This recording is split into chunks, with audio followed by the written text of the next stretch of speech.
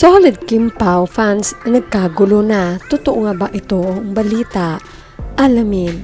Nagkagulo na netizens at solid fans ng Kim Pao sa balitang kumakalat ngayon. Tila may alam talaga ito tungkol sa dalawa. Sa pahayag nito ay nagdulot ng samut-saring reaksyon.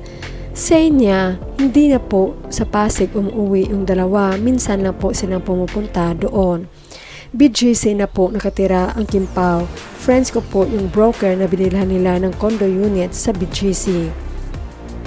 Mag-asawa na po yan dahil conjugal po yung nakastate sa title ng property name po nilang dalawa. BGC po sila for now while ongoing po renovation ng bahay nila sa Forbes Park. Bumuhos naman ang komento sa nasabing post at dito ang mababasa. Maganda yan para ligtas si Kim at mapoprotektahan ni Paolo ang kanyang prinsesa at ligtas pareho sila sa mga naiinggit sa Kim Pao. Masaya at maligaya kaming mag-Kim Pao fans, lalo na kami mga seniors na lubos ang aking kasiyahan.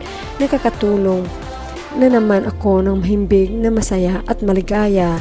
Kayo lang ang aking hinangaan sa edad kong itong 78 na ngayon lang ako humanga ng ganito. Lakas kasi ng Kim Pao, pati buong mundo ay Kim Pao.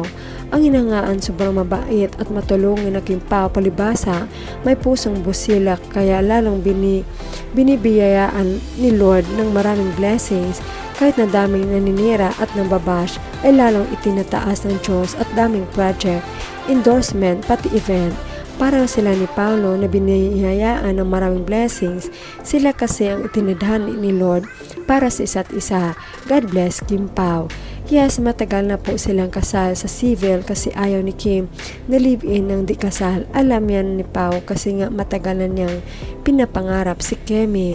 Kaya sinusubaybayan niya lahat ng ayaw at gusto ni Kemi. Kaya noon nalaman niya na siya ang maging leading man sa linlang, yun ang offer kay Pao. Tinanggihan niya lahat ng tanging linlang ang itinanggap niya dahil kay Kim. At hanggang ngayon sabi niya kay Kim, ako na muna, ibig sabihin ayaw na niyang pakawalan si Kim hanggang naging tsusawa na niya. As a loyal fan of Kim Pao, I'm happy for them.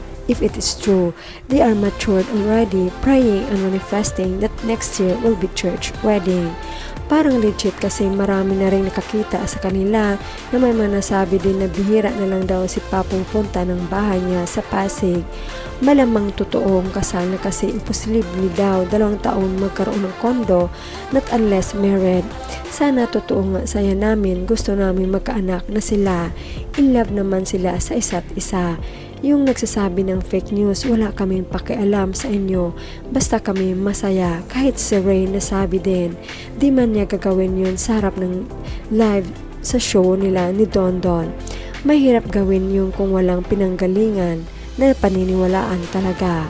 Subalit meron din nagsasabi na fake news lang ito. Fake news, I will believe if Kim Pao say so, wag pangunahan, not nice. Please stop spreading fake news. Resibo, makita mo sis, si Kim may kondo talaga sa BGC, matagal na.